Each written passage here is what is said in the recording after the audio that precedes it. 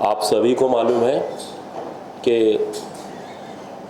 एक करीब 72 लोगों का दल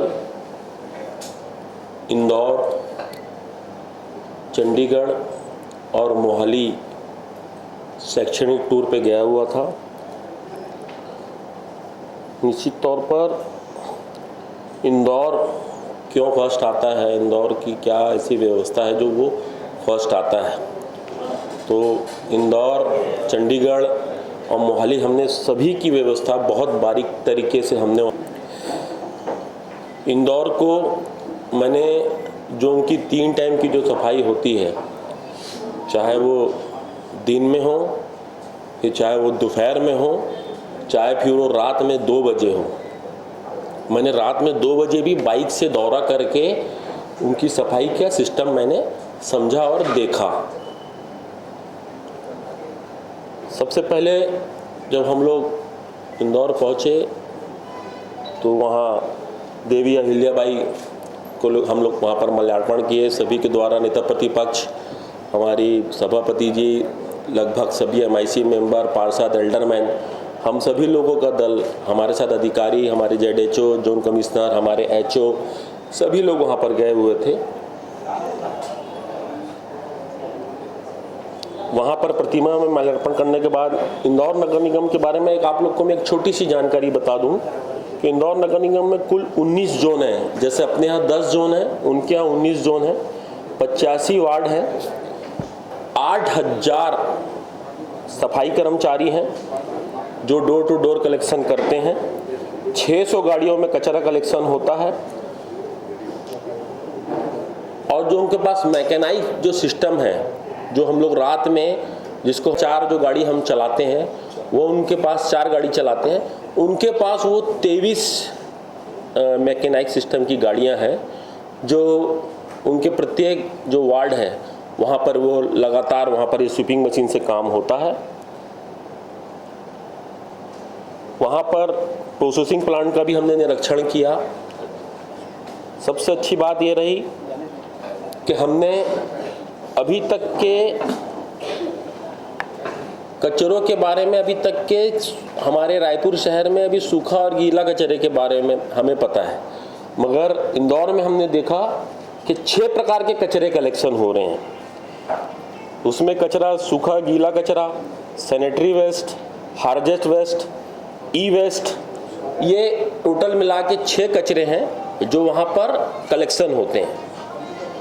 तो मतलब सूखा और गीला, सूखा कचरा तो अलग हो ही रहा है, साथ में उनके यहाँ चाहे वो अपन सैनिटरी नैपकिन जिसको बोलते हैं, जो घर से या फिर जो हॉस्पिटलों से निकलता है, वो भी कर रहे हैं। वो ई वेस्ट मतलब जैसे ट्यूबलाइट या वायर या इस तरीके का कुछ वेस्ट होता है, उसको भी वो लोग वो कर रहे हैं, उसको भी वो लोग कचरे के रूप में ले रहे हैं। तो कि अगर आप बात करोगे तो वहाँ पर टोटल 6 कचरों का कलेक्शन हो रहा है। उसके बाद हम लोग सभी लोग उनके जो जहाँ पर ये निष्पादन होता है कचरे का, वहाँ हम प्रोसेसिंग प्लांट में गए। सबसे बड़ी बात है कि इंदौर में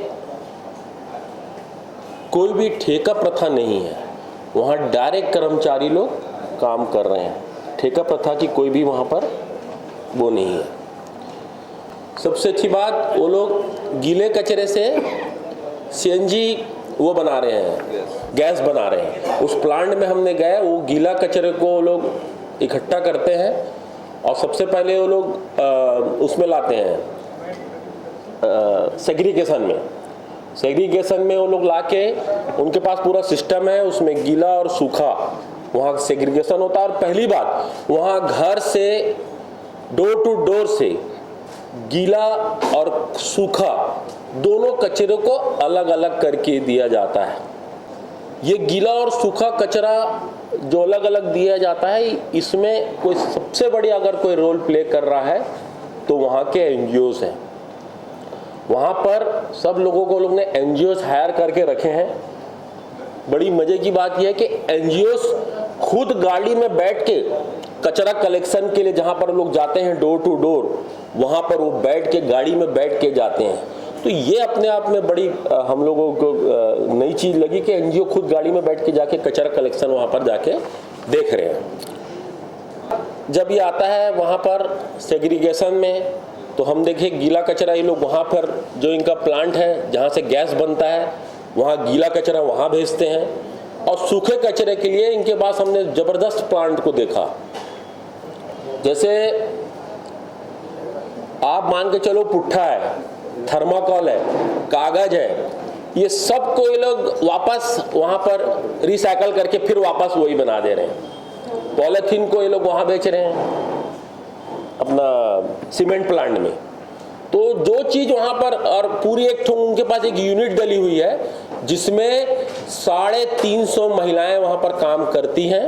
वो महिलाएं पहले कचरा बीनती थी, और कचरा बीनते बीनते फिर उनको हायर किया गया, फिर उनकी ट्रेनिंग दी गई, और ट्रेनिंग के बाद उसके बाद आज महिलाएं वहाँ पर 5-5, 6-6 घंटा उनकी ड्यूटी रहती है। उसके बाद वो काम कर रही हैं। पहले उनको 150-200 रुपया मिलता था, अब उनको डेली का 400-500 रुपया वहाँ पर मिलता है। अब बहुत अच्छा काम वहाँ पर हम लोग ने देखा। एक पूरा सिस्टम लगा हुआ रहता है। महिलाएं जिस तरीके से हम बैठे हैं ऐसी पूरा एक मशीन पूरी चलती है। जिस तरीके से जैसे कोई प्लास्टिक आया, पुट्ठा आया, पेपर आया, तो इधर इधर इधर ऐसा करके पूरा का एक सिस्टम बना हुआ है। बहुत अच्छा हम लोग ने सिस्टम में देखा। तो सूखे कचरे से भी वो लोग उसका भी वो लोग रीयूज कर रहे हैं, गीले कचरे से वो लोग गैस बना रहे हैं। तो कुल मिला के अगर आप बात करोगे इंदौर की, तो इंदौर में 100%, 99 भी नहीं, 100% पूरे कचरों का निष्पादन हो रहा है। और जिस तरीके से मैंने बताया कि एनजीओज का वहाँ पर बहुत अहम रोल है, एनजीओ बहुत अहम रोल वहाँ पर अदा करता है। कचरे वाले प्रोसेसिंग करने। और अच्छी बात यह है कि जो वहाँ पर प्लांट डला है, क्या नेपेट का है, क्या भैया नेपेट करके वहाँ पर एक कंपनी है, वो उनको गीला कचरा जो इकट्ठा करके आते हैं लोग, उसका 2 करोड़ रुपया मतलब ईयरली नगर निगम को वो देता है। जो नगर निगम जो सेग्रीगेशन करता है, नगर निगम जो पूरा कचरे को इकट्ठा करके जो ला के देता है प्लांट का, उसको 2 करोड़ रुपया नेपेन वाली जो कंपनी है वो उनको देती है। खाली इनको इकट्ठा करके ला के वहां तक छोड़ना। जमीन दिए लोग ने 1 रुपए में उनको। सबसे अच्छी बात वहां पर हमने एक चीज देखी कि आवारा पशु बिल्कुल नहीं है।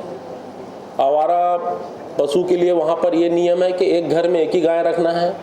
जितनी डेयरियाँ हैं, जितनी वो है, सब शहर के बाहर है। और यदि किसी की गाय या भैंस पकड़ा जाती है तो फिर मतलब आयुक्त का खुद का कहना था कि अगर मुख्यमंत्री जी का भी फोन आता है तो हम लोग नहीं छोड़ते हैं। ये बड़ी चीज़ है कि मतलब फिर उसमें किसी के लिए कोई रिकमेंडेशन नहीं, कहीं कोई सिफारिश नहीं। अगर पकड़ा गया मतलब फिर वो जब्त फिर किसी का भी हो। और एक घर में एक गाय रखने की उनके पास अनुमति है। यूजर चार्ज भी वहाँ पर बराबर लिया जाता है। हर उसमें उनको यूजर चार्ज, चाहे सफाई को लेकर, चाहे आप घरों को लेकर बोलो, चाहे दुकानों को लेकर बोलो, चाहे फैक्ट्रियों को लेकर बोलो, यूजर चार्ज वहाँ पर बराबर उनसे लिया जाता है। एक चीज़ और इंदौर में हम लोग को देखने को मिली, मुझे लगता है कि ये हमारे शहर में भी लागू होना चाहिए। आप सबको मालूम है कि हमारा शहर फ्लैक्स वार से डर रहा है। फ्लैक्स वार इतना भयंकर बढ़ गया है कि मैं अपने खुद के ऊपर भी लेता हूँ कि अगर मेरा भी जन्मदिन हो तो पूरा शहर 8-10 दिन तक पूरा फ्लैक्स से भर जाता है। मैं अपने ऊपर खुद के ऊपर ले रहा हूँ। तो मुझे लगता है कि ये जो परंपरा है शायद ये ठीक नहीं है। अगर हम लोग 10-10 दिन इतने बड़े बड़े छोटे छोटे फ्लैग्स को अगर लगा के अपने जन्मदिन में और इसमें और उसमें हम लगा के रखते हैं, वहाँ की एक प्रक्रिया है, नगर निगम से वहाँ परमिशन लेना पड़ता है।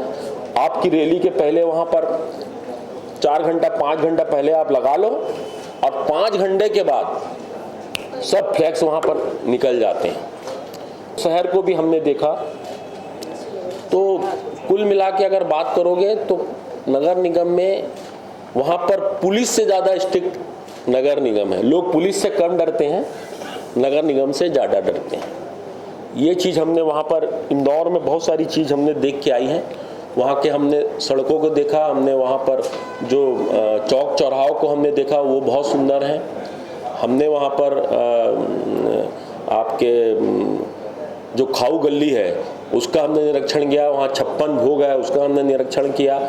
तो ये सब चीज़ मुझे लगता है कि हमारे शहर में भी हम कर सकते हैं निश्चित तौर पर। अब क्योंकि हमारे साथ में विपक्ष भी गया था, इसलिए अब सब बैठ के, क्योंकि मुझे लगता है कि अगर रायपुर शहर में अगर विकास करना है, रायपुर शहर को राजधानी का अगर स्वरूप देना है, तो दलगत राजनीति से उठकर हम लोगों को रायपुर के विकास के बारे में हमको काम करना पड़ेगा। और मुझे लगता है कि जब सब लोग 70 लोग जब ये सोच लेंगे कि हमें रायपुर शहर को पूरे देश के नंबर 1 में लाना है, और रायपुर में जिस तरीके से देखिए इंदौर में भी अगर फर्स्ट आता है तो उसके पीछे एक बेसिक कारण ये है कि इंदौर को केंद्र सरकार से जो इनको पैसा प्राप्त होता है, साल का इनको समझ जाओ 100-150 करोड़ रुपए इनको प्राप्त होता है। इसके अलावा जब 2014 और 15 में ये प्रतियोगिता चालू हुई थी, उनको सीधा 300 करोड़ रुपया उनको दे दिया गया। तो मुझे लगता है कि 300 करोड़ रुपए छोड़ो, यदि हम लोगों को केंद्र से अगर 40-50 करोड़ रुपए भी मिल जाएगा, अगर उनको हमको साल में ऐसी मदद मिलने लगेगी, तो मुझे लगता है कि हम भी शहर को बहुत बेहतर स्थिति में, इतना कुछ कम व्यवस्था होने के बाद भी, इतने कम संसाधनों की कम होने के बाद भी हम अगर रायपुर को 6वें स्थान पे ला रहे हैं, तो मुझे लगता है कि ये कोई छोटी मोटी वो नहीं है। 6वें नंबर पे ला रहे हैं, तो हमारे लिए, ये हमारे जनप्रतिनिधियों की, ये हमारे अधिकारियों की, हमारे कर्मचारियों के लिए ये बहुत बड़ा वो है। तो मुझे लगता है कि हमारे पास हमको संसाधन, हमने टेक्निक वहाँ पर देखी, वहाँ पर संसाधन देखे, संसाधन की वहाँ पर कोई कमी नहीं है। हमारे यहाँ थोड़ा सा संसाधनों का अभाव है। अगर वो संसाधन हम लोग पूरी तरीके से जुटा लेंगे, तो मैं विश्वास दिलाता हूँ आप सबको कि हम भी नंबर 1 पे आएंगे। और हमारी दौड़ आज भी नंबर 1 के लिए है। हम सब जनप्रतिनिधि, इसके लिए हमारे अधिकारी कर्मचारी सब लोग लगे हुए हैं। बहुत जल्दी हमारा जो रायपुर है वो आप लोगों को देश के नंबर 1 शहर में मिलेगा। फिर हम चंडीगढ़ पहुँचे। चंडीगढ़ में भी वहाँ पर भी हमने एसटीपी देखा। हमने वहाँ पर भी जो उनका प्रोसेसिंग प्लांट है वो भी हमने देखा। सेग्रीगेशन कैसा होता है, सबसे पहले डोर टू डोर कैसा होता है, फिर उसके बाद सेग्रीगेशन कैसा होता है, उसके बाद फिर एसटीपी, उसके बाद फिर वहाँ रोज़ गार्डन, वो सभी का। अच्छा, गार्डन में भी हमने एक चीज़ वहाँ पर नहीं देखी कि गार्डनों में, वहाँ पर सभी गार्डनों में फीड बने हुए हैं। तो जितने पत्ते बनते हैं, फीड मतलब वहाँ पर जो पत्ते होते हैं उससे भी वो लोग कचरा बना रहे हैं, वो अपना खाद बना रहे हैं। तो जितने गार्डन हैं वहाँ पर सभी गार्डनों में फीड बनी हुई है, जिससे वो लोग सूखे जो कचरे होते हैं, जो पत्ते वत्ते या जो होते हैं, उससे वो लोग सुखा के वहाँ पर उसको 1.5 महीने की प्रोसेसिंग में फिर उसी खाद को वो लोग उसी गार्डन में इस्तेमाल करते हैं। तो वैसे ही चंडीगढ़ में हमने ये चीज़ देखा। वहाँ चंडीगढ़ में मजे की बात यह है, मुझे लगता है कि देश का अगर कोई सबसे ज़्यादा गार्डन है तो चंडीगढ़ में 1800 गार्डन है चंडीगढ़ में। तो वो लोग भी एसटीपी का जो इनका है वहाँ पर जो उसके पानी को ये लोग, जितने इनके 1800 गार्डन हैं वहाँ पर ये लोग इस्तेमाल करते हैं। देखिए, अब ऐसा है कि मैं पहले कहा कि पहले जब कोई चीज़ को ठीक करना है तो पहले खुद को ठीक होना पड़ेगा। अगर हम बता तो रहा हूँ अभी, जब कोई चीज़ को ठीक करना है तो पहले खुद ठीक होना पड़ेगा। और शायद हमारे ले जाने का मकसद भी यही था। जब सबको लेके गए तो मकसद ही यही था कि पहले देखो कि बाहर में होता है। देखो, जरूरी नहीं है कि जब कोई बाहर में जाते हैं तो हम लोग कुछ सीखते भी हैं, सिखाते भी हैं। तो जब गए हैं वहाँ पर हम लोग कुछ चीज़ सीखने के लिए गए हैं, तो पक्ष और विपक्ष दोनों गए थे। तो मुझे ज़रूर लगता है कि वहाँ से आने के बाद बहुत सारे लोगों में, बहुत सारे उसमें कई अलग अलग वो होंगे। और मुझे लगता है अभी हम लोग कुछ दिन के बाद, 1-आध हफ्ते में सभी पूरे 70 के 70 पार्षद एक बार फिर से बैठेंगे और विचार विमर्श इसमें और भी आगे जो हम लोग देख कर आए हैं उसको किस तरीके से इम्प्लीमेंट करेंगे, किस तरीके उसको आगे बढ़ाएंगे, उसको फिर प्लान करके फिर हम आगे बढ़ेंगे। अब ये मान के चलिए, देखिए ये बहुत कठिन काम है, मगर मैं आपको विश्वास दिलाता हूं कि इस पे हम लोग अमल करने का भी विचार कर रहे हैं। मैंने बोला ना कि अभी कुछ भी बोलना अति उत्साह हो जाएगा, मगर आप लोगों को 1-2 महीने में आप लोगों को ये सब चीज़ों में इम्प्लीमेंट होते दिखाई देगा। वहाँ पर जन चेतना, जन आंदोलन और वहाँ पर जनता जुड़ी हुई है। और सबसे बड़ी बात वहाँ पर जिस तरीके से एनजीओ लोग जिस तरीके से वहाँ पर वहाँ लोग मदद करते हैं इसमें, तो यहाँ पर भी ये सब चीज़ों की ज़रूरत है, जन जागरण की ज़रूरत है, जन चेतना की ज़रूरत है। वहाँ पर आप किसी का रेफर, आपको एक ठोंग पान पराग का पाउच भी आपको रोड में नहीं दिखेगा वहाँ पर। हाँ, थोड़ा बहुत जन चेतना की ज़रूरत है, मगर मैं रायपुर वाले लोग कम से कम इतना ज़रूर हो गए हैं कि अभी सूखा और गीला जो कचरा है उसको वो लोग वहाँ पर डाल रहे हैं। कचरा अभी 100% घर से कचरा दे रहे हैं गाड़ियों में। अभी रायपुर में खाली ये प्रोसेसिंग आई है। रायपुर में अभी ये भी नहीं आया कि गीला कचरा सूखा कचरा अलग दें। रायपुर में अभी तो हम 2 ही कचरे को हम गीला सूखा हम ले नहीं पा रहे हैं, जबकि वहाँ पर वो लोग 6 कचरे का कलेक्शन कर रहे हैं। हम लोग ने पूरा अपनी आंख से उसको देख कर आया है। तो मुझे लगता है कि जन जागरण भी किया जाएगा, जन चेतना भी किया जाएगा, एनजीओ के माध्यम से भी। मैं आपको बता दूं कि परसों हम लोग ने पूरे एनजीओज़ को भी हमने बुलाए हैं, एनजीओज़ की भी हमारी मीटिंग है, तो उन लोगों को भी अब इस अभियान में जोड़ा जाएगा।